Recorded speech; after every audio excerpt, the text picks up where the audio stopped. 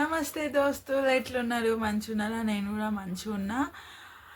అయితే ఈరోజు మీ ముందుకి ఒక చిన్న ముచ్చట అయితే చెప్పడానికి మళ్ళీ మీ ముందుకు ఈ వీడియో ద్వారా అయితే వచ్చేసాను. అదేంటి అంటే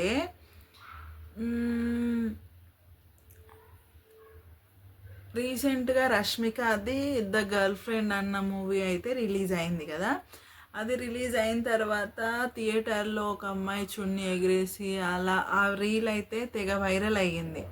అయితే అప్పుడు అనిపించింది నాకు, ఏంటబ్బా మూవీ చూసి నాకు ఇక ఇది అవసరం లేదు, నేను తీసేస్తున్నాను అనేసి చున్నీ తీసేసింది. అసలు ఏంటి ఏముంది సినిమాలో, అసలు చున్నీకి సినిమాకి ఏంటి సంబంధం, అసలు ఏంటై ఉంటుంది అని ఆ మూవీ మీద నాకు ఇంట్రెస్ట్ వచ్చింది. సరేలే చూడాలి ఎలాగైనా, అసలు మూవీ కాన్సెప్ట్ ఏంటి, అసలు మూవీలో మీనింగ్ ఏంటి, అసలు ఏంటి మూవీ ద గర్ల్ ఫ్రెండ్ అన్న మూవీ కాన్సెప్ట్, అసలు ఆ స్టోరీ ఏంటి, మీనింగ్ ఏంటి అనేది తెలుసుకోవాలని నేను గట్టిగా పట్టుబట్టేసా. ఇక తప్పేది ఏం లేక నా మూడు సరే పోదాం పదా అని ఇక థియేటర్కి తీసుకెళ్ళాక చాలా డీప్గా అయితే సినిమాని అబ్జర్వ్ చేసా. అసలు ఆ రీల్లో చున్నీ తీసేసిన దానికి ఈ మూవీకి సంబంధం ఏంటా అనేసి డీప్గా మూవీ అయితే చూసేస్తున్నాను. ఆ మూవీ మొత్తం కంప్లీట్గా అయిపోవడానికి వచ్చింది, ఆల్మోస్ట్ అయిపోయింది కూడా. అసలు ఆ చున్నీ తీయడానికి రీజన్ ఏంటి అనేది నాకు అస్సలు అర్థం కాలేదండి. కాకపోతే ఏంటి అంటే ఎండింగ్లో హీరోయిన్ స్టేజ్ మీదకి వచ్చి స్పీచ్ ఇచ్చేటప్పుడు ఫైనల్లో అది బాగా జుట్టు ఇలా పోసుకొని అంతా ఏదో గొడవడ్డట్టు ఏదో జరిగినట్టు సంథింగ్ అలా ఉండి స్టేజ్ మీదకి వచ్చి చాలా ఎమోషనల్గా అలా అయితే మాట్లాడుతుంది కదా. అప్పుడు తన డ్రెస్కి చున్నీ ఉండదు. అది తీసుకొని వాళ్ళు ఏమన్నా కనెక్ట్ అయ్యి చున్నీ తీసేస్తే ఫ్రీడమ్ వచ్చినట్టు అనేసి కనెక్ట్ అయ్యారా అని అనిపించింది. కానీ అసలు చున్నీకి దానికి ఏం సంబంధం లేదు. అందులో ఏంటి అంటే ఒక అమ్మాయి ఇండిపెండెంట్గా ఎవరి మీద ఆధారపడకుండా, అంటే ఒక ధైర్యంగా బతకాలన్నమాట. ఒకరికి లొంగిపోకుండా, ఒకరి కింద అన్నట్టు ఉండకుండా ఒక బ్రేవ్ గర్ల్ లాగా, అసలు ఎలాంటి బంధాలలో చిక్కుకోకుండా తను అనుకున్నది సాధించాలి, తను కూడా ఎదగాలి లైఫ్లో, తను అనుకున్న ఆశలని అచీవ్ చేయాలి అని మీనింగ్ వచ్చింది అంతే. రిలేషన్స్ అలాంటి టాక్సిక్ రిలేషన్స్లో కంటిన్యూ అవ్వడం కంటే అమ్మాయిలు బయటికి వచ్చేయడం బెటర్. ఎంత ఇబ్బంది అయినా సరే అలా టాక్సిక్ రిలేషన్స్లో ఉండి ప్రతిరోజు చచ్చే కంటే ఒకే రోజు ధైర్యం తెచ్చుకొని అందులోంచి బయటికి వచ్చేయడం బెటర్ అనే కాన్సెప్ట్ నాకు అర్థమైంది. ఇప్పుడు ఎగ్జాంపుల్ నేను ఒకటి చెప్తాను. ఇప్పుడు స్టవ్ మీద వేడి నీళ్ళు పెడతామబ్బా, వేడి నీళ్ళు పెట్టేసి కప్పని అందులో వేస్తే అది ఏం చేస్తుంది, దానికి అర్థమైపోతుంది అరే ఇది వేడి నీళ్ళు, దీంట్లో మనం ఉండకూడదు అనేసి టక్కున బయటికి ఎగిరేసి పడుతుంది. అది ఒక రకం. ఎందుకంటే ఆ రిలేషన్లో ఉండే పర్సన్ ఏంటి అంటే స్టార్టింగ్ ఎలా ఉంటాడో అందులో లవ్లో ట్రావెల్ అవుతూ ఉంటే కూడా అలానే ఉంటారు. కాబట్టి వాళ్ళకి స్టార్టింగే అర్థమవుతుంది, అమ్మో వీళ్ళతో ఉండొద్దు, వీళ్ళతో రిలేషన్ అవసరం లేదు మనకి అనేసి వచ్చేస్తారు. ఇంకోటి ఏంటి అంటే నార్మల్ చల్ల నీళ్ళల్లో కప్పనేసి స్టవ్ మీద పెట్టి మంట చిన్న పెట్టాలి. అప్పుడు ఏంటి, వాటర్ అనేది మెల్లమెల్లగా హీట్ అవుతుంది. అప్పుడు కప్ప ఏం చేస్తుంది, కప్ప స్వభావం ఏంటి, ఈ చల్లనీటిని కూడా అబ్జర్వ్ చేసుకోగలుగుతుంది. అంటే వేడి నీళ్ళు అంటే ఒకేసారి వేడిగా ఉండవు కదా, మెల్లిమెల్లిగా వేడెక్కుతూ ఉంటాయి. సో ఆ టెంపరేచర్ని ఈ కప్ప బాడీ అడాప్ట్ చేసుకొని దానికి అడ్జస్ట్ అయిపోతుంది ఆ టెంపరేచర్కి. ఇక ఒక స్టేజ్ వచ్చేసరికి ఏమవుతుంది, దానికి బయటికి వెళ్ళడానికి రాదు, అలాగని లోపల ఉండడానికి రాదు. లోపల ఉంటే హీట్ ఎక్కువై చచ్చిపోతుంది.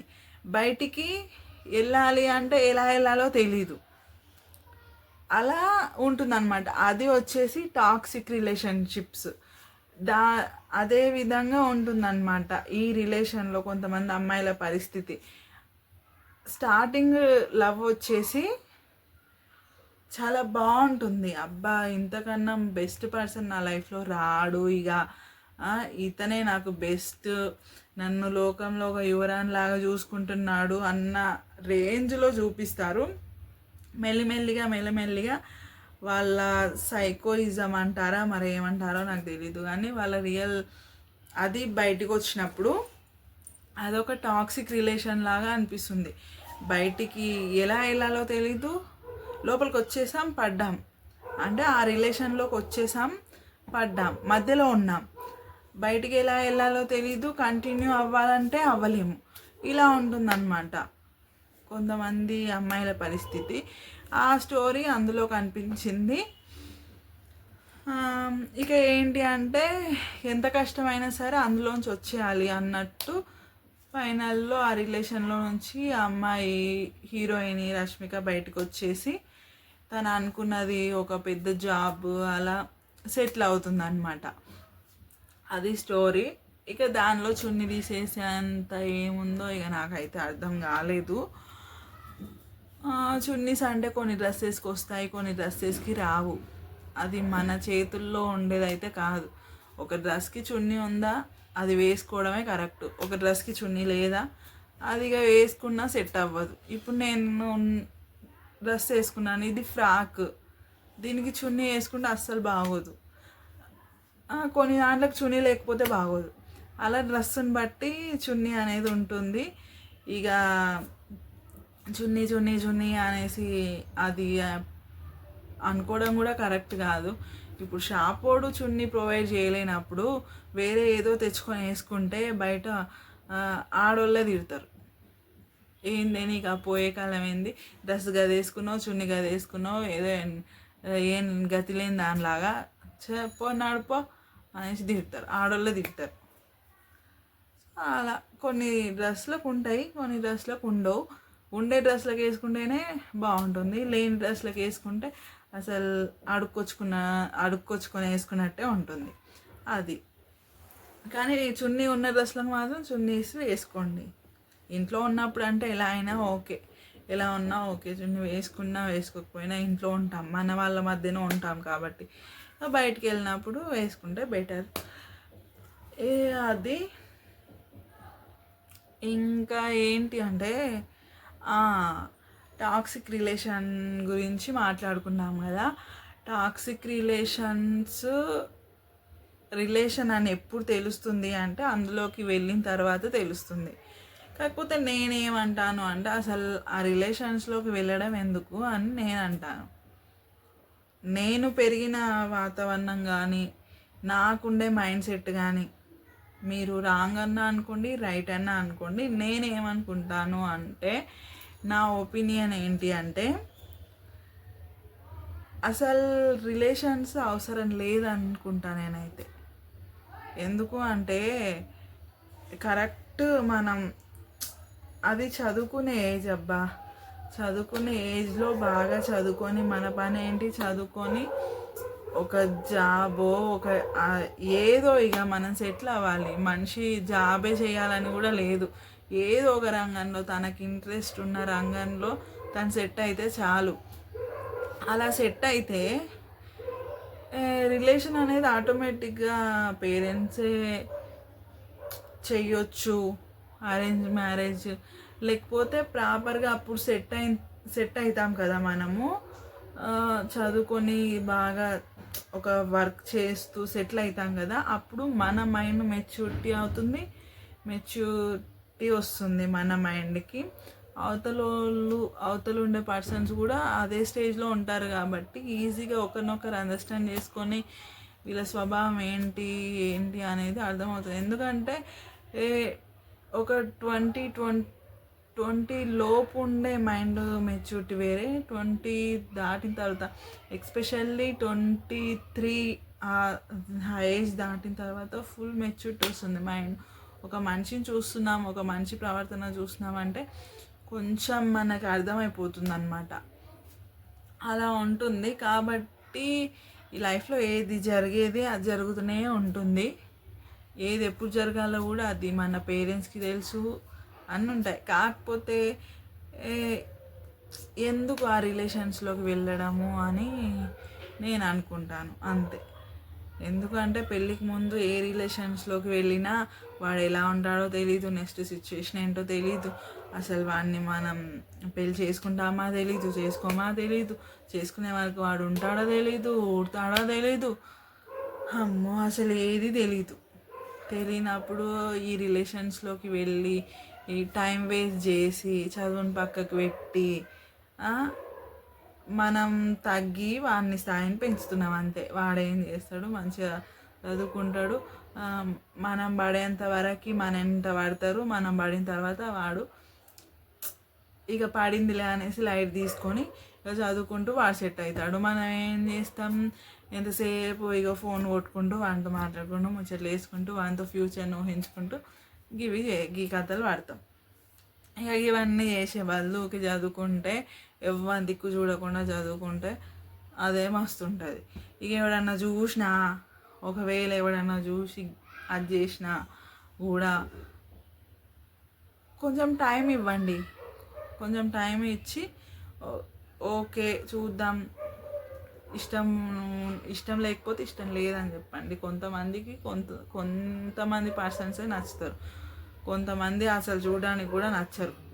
అలా ఉన్నప్పుడు నచ్చకపోతే నచ్చలేదని చెప్పేసేయండి, టైం వేస్ట్. ఒకవేళ మీకు కనుక ఇంట్రెస్ట్ ఉంటే కొంచెం టైం పెట్టుకోండి, ఒక 2 years 3 years ఇంకా 5 years అయితే ఇంకా బెటర్.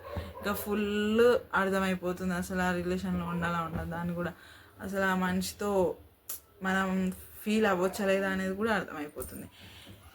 ఇక అలా టైం ఇచ్చి ఈ టైం వరకు నార్మల్గానే ఉందాం, ఫ్రెండ్స్ లాగా ఉందాం.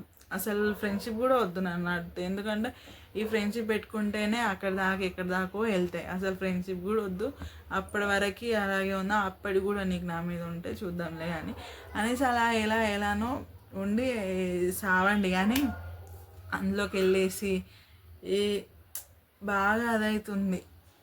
ఈ మధ్య అబ్బాయిల వల్ల అమ్మాయిలు సఫర్ అవుతున్నారు, ప్లస్ అమ్మాయిల వల్ల అబ్బాయిలు ఇంకెక్కువ సఫర్ అవుతున్నారు. సో చాలా విన్నాను. ఒక్కరి వల్లే జరుగుతుంది అని కూడా కాదు. ఇంతకుముందు ఒకరు ఉంటే ఇప్పుడు 10 మంది తయారయ్యారు గర్ల్స్లో. ఏంటో ఎటు వెళ్తుందో సమాజం. కానీ అసలు మేము చదువుకునేటప్పుడా అసలు ఎవ్వరు మమ్మల్ని పక్కకు చూడనిచ్చేవాళ్ళు కాదు. ఊళ్ళో అయితే అమ్మో ఇంకా ఎలా ఉంటుంది, అబ్బాయిలు బయట ఉన్నారంటే ఇంటి బయటికి కూడా వెళ్ళనియ్యరు, అలా ఉండేది. ఇక కాలేజ్కి వెళ్తే సార్ వాళ్ళు ఇప్పుడు ఎంత ఫ్రీగా అప్పుడు ఉండేది కాదు, ఫుల్ స్ట్రిక్ట్. ఎంతసేపు కాలేజీలో ఉన్నంతసేపు బుక్స్ ముందలు ఉండాలి, చదువుతూ ఉండాలి. ఇక అబ్బాయిలు మాట్లాడుకున్నట్టుగా అనిపిస్తే అబ్బాయిలని పిల్లల మీద కొట్టేటోళ్ళు, అమ్మాయిలను చేతుల మీద కొట్టేటోళ్ళు, బయట నిలబెట్టేటోళ్ళు, లేకపోతే పేరెంట్స్ని పిలిచి పెద్ద ట్రీట్మెంట్ ఇచ్చేటోళ్ళు అట్లుంటుండే. ఆయన ఇప్పుడున్న ఫ్రీడమ్లు అప్పుడు లేవులే. ఇప్పుడున్న జనరేషనే ఫ్రీడమ్ కావాలని కొట్లాడితే మాకు ఇంకా అప్పుడు ఫ్రీడమ్ ఎక్కడదండి, అసలు ఏ ఫ్రీడమ్ లేదు. ఇంకా ఇంట్లో ఉండి టీవీ చూస్తే కూడా కొంచెం ఆ లవ్ సాంగ్స్, సినిమాలో వచ్చే చిన్న చిన్న రొమాంటిక్ సీన్లు అంటే నా బొంద ఏముండేవి అప్పుడు వచ్చే సినిమాలలో. నార్మల్గా ఇట్లా చూసుకోవడం, కన్ను కొట్టుకోవడం, చేతులు ఇలా పట్టుకోవడం, చేతుల మీద ముద్దు పెట్టడం తప్పించి అట్లీస్ట్ ఈ చెంపల మీద ముద్దు పెట్టే సీన్లు కూడా ఇవ్వకపోయేది అప్పుడు. ఇంత దాంట్లోకే ఆ టీవీ బంద్ చేపించి ఏం గివ్వేనా చూసేది. బంద్ చేయి, ఇంకోసారి చూసినామంటే మంచిగా ఉండదా అనేసి ఇష్టం వచ్చిన తిట్టి కొట్టి పెట్టేసేటోళ్ళు. ఇంకా మేమెంత చేయాలో ఫ్రీడమ్ కోసం. అయినా అప్పుడు ఇట్లా అనేటోళ్ళం కాదు, ఏదో చెప్తే అర్థం చేసుకునేది. కానీ ఇక అట్లా ఇక మొత్తానికి అయితే ఆ గర్ల్ ఫ్రెండ్ అయిన మూవీ అంటే ఏం లేదు, ఇక ఈ టాక్సిక్ రిలేషన్స్ వల్ల అమ్మాయిలు ఎట్లా సఫర్ అవుతారు అనేది తీశారు.